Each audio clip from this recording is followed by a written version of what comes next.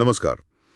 આજે આપણે એક એવી ઘટના વિશે ઊંડાણપૂર્વક વાત કરવાના છીએ જેણે અમદાવાદના ઐતિહાસિક સરખેજ રોઝા પરથી ઘણા સવાલો ઊભા કર્યા છે. હા, વાત છે ત્યાં થયેલી ચોરીની અને એના પછી જે પડખા પડ્યા છે તેની. આપણી પાસે યુટ્યુબ પરની કેટલીક પ્રતિક્રિયાઓ પણ છે, જેમાં સ્થાનિક લોકો છે, કમિટીના સભ્યો પણ છે. બરાબર. તો આપણો હેતુ એ સમજવાનો છે કે ખરેખર શું બન્યું અને આ ઘટના શું સૂચવે છે. ક્યાંક મોટી ખામીઓ છે. શરૂઆત કરીએ મૂળ ઘટનાથી.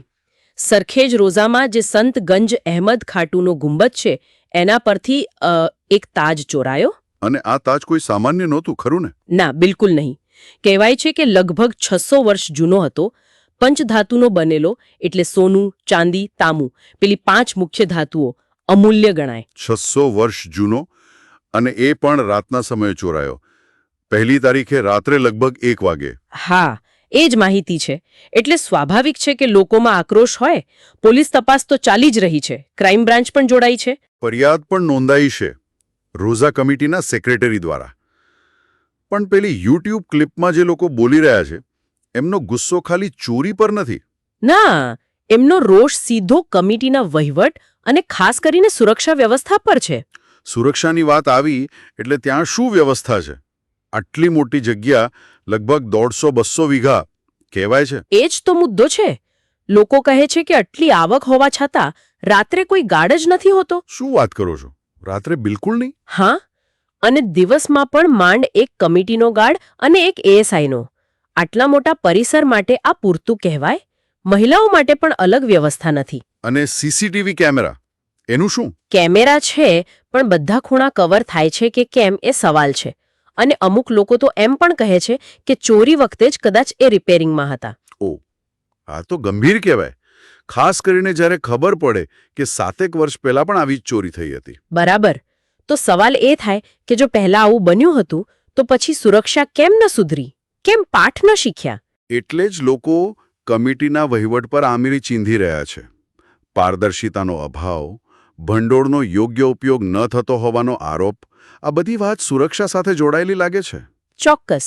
જો ભંડોળ હોય પણ સુરક્ષા જેવી પ્રાથમિક જરૂરિયાત પર ખર્ચ ન થાય તો પછી પ્રાથમિકતાઓ શું છે એ સવાલ ઊભો થાય. અને પેલી નેતૃત્વની વાત કે લગભગ 30 વર્ષથી એક જ પ્રમુખ છે, અબાદી સૈયદ, વકીલ છે.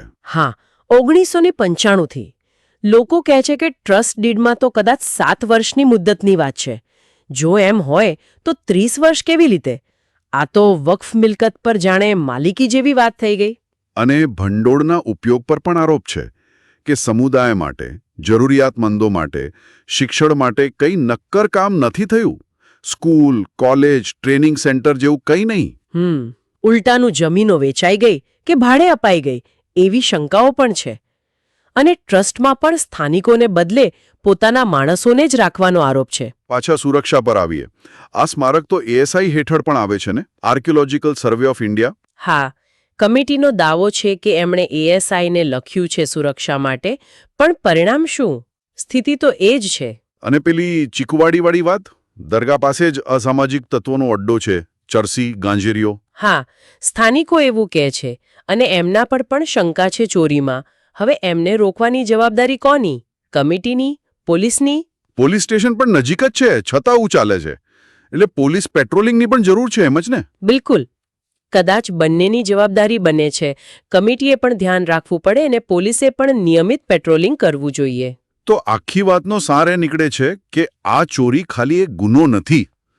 એ તો એક આખી સિસ્ટમની ખામીઓ ઉજાગર કરે છે. સુરક્ષા, વહીવટ, પારદર્શિતા બધા પર સવાલ છે. સાચી વાત. અને આ ઘટના વક્ફ સંપત્તિઓનું સંચાલન કેવી રીતે થવું જોઈએ એના પર એક મોટી ચર્ચા શરૂ કરે છે. સમાજે, ખાસ કરીને મુસ્લિમ સમાજે જાગૃત થવાની જરૂર છે અને ટ્રસ્ટીઓ પાસેથી જવાબદારી માંગવાની જરૂર છે. કારણ કે આ કોઈ સામાન્ય જગ્યા નથી. ઐતિહાસિક ધરોહર છે, ધાર્મિક સ્થળ છે, જ્યાં મોટા નેતાઓ પણ આવે છે. સુરક્ષા તો હોવી જ જોઈએ. ચોક્કસ. તો અંતે એક વિચાર આવે છે કે આવા જે જીવંત વારસાના સ્થળો છે, જ્યાં શ્રદ્ધા પણ છે અને ઇતિહાસ પણ, ત્યાં પરંપરા જાળવીને આધુનિક સુરક્ષા અને સારું શાસન, પારદર્શક વહીવટ કેવી રીતે લાવી શકાય? આ એક મોટો પડકાર છે. પેલી શ્રદ્ધા અને વ્યવહારિક જરૂરિયાતો વચ્ચેનું સંતુલન એ કેવી રીતે સ્થાપિત કરવું એના પર સૌએ